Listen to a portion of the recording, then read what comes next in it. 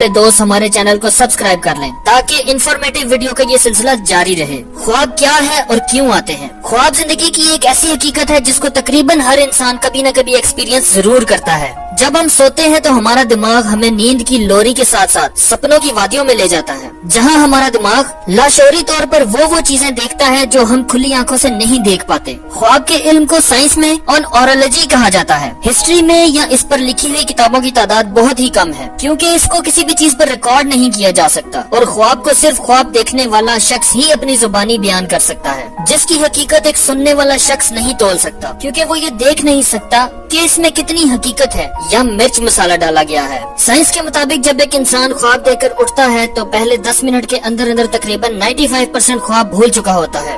University of Chicago में 1952 में scientist ने एक तजुर्बा किया और उन्होंने क्या देखा, आइए देखते हैं।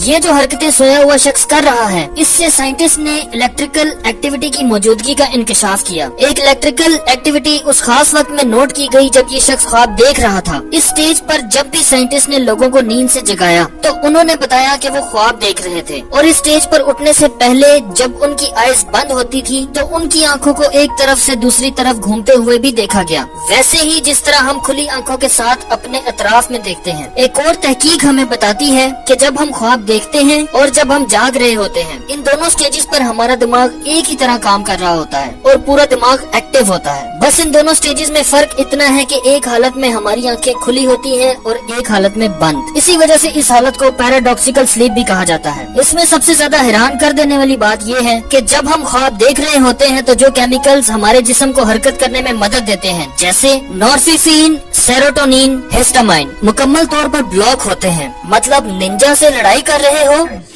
What are you guys doing here?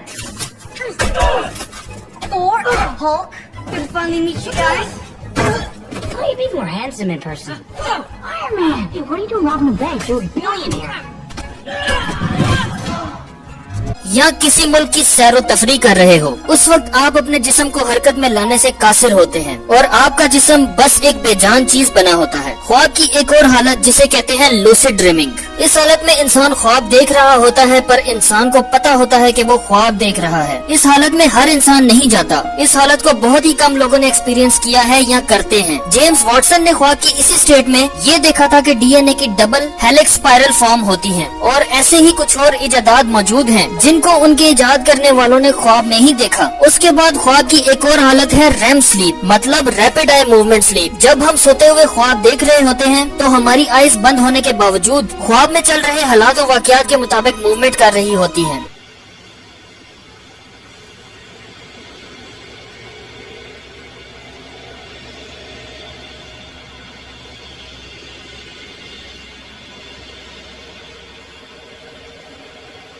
ये ख्वाब की सबसे ज्यादा ताकतवर स्टेट है। इस हालत में इंसान का दिमाग सबसे ज्यादा हरकत में होता है। इसका और हमारी मेमोरी का आपस में गहरा ताल्लुक है। जब एक इंसान कोई मुश्किल काम करता है या कोई न्यू वर्क या कोई न्यू चीज सीखता है, उसी दिन जब इस काम के दौरान जो दिमाग में इलेक्ट्रिकल फील्ड्स काम कर रही होती हैं, एग्जैक्ट वही इलेक्ट्रिकल फील्ड्स ख्वाब के दौरान भी नोट की गई है। बहुत सी थ्योरीज भी इसके मुतालिक आ चुकी है कि ऐसा आखिर क्यों होता है और वही काम रात को ख्वाब में हमारा दिमाग क्यों करता है। एक थ्योरी ये भी है कि हमारा दिमाग आने वाले दिन की एक प्रिपरेशन करता है और जो बाकी फजूल की बातें या काम होते हैं उनको हमारा दिमाग याद नहीं रखता, और इस काम को करने के लिए हमारा दिमाग ऑटोमेटिक एक ख्वाब तख्लीक करता है। लेकिन कुछ साइंटिस्ट इसको नहीं मानते, बल्कि उनका कहना है कि दिमाग हमें आने वाले वक्त से निपटने के लिए तैयार करता है। बुरे ख्वाब हमारी जिद, टेंशन और बुरी चीजों को सोचने की वजह से आते हैं।